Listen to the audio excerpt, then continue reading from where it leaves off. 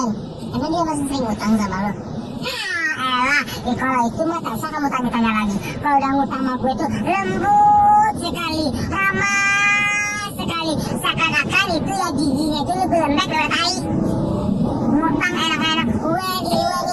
Tapi ini tuh enak aja kalau ngomong sama saya itu. Giliran saya nagih-nagih, oh malah saya dibantah-bantai, malah saya dikancing-kancingnya, saya digunjing-gunjingin sama orang lain. Padahal dia yang ngutang, saya mintanya utangnya gimana bla bla.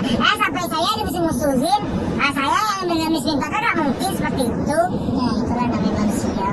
Ya manusia tapi manusia pakai otak. Ini gak ada pakai apa-apa. Udah ngutang sama kita yang memarahin sama dia. Sabar ya. Cukup sabar aku sama orang ini. Gimana saya mau sabar lagi? Kamu coba kamu dipuji saya, pasti kamu kesel sekali. Itulah, gak mau lagi.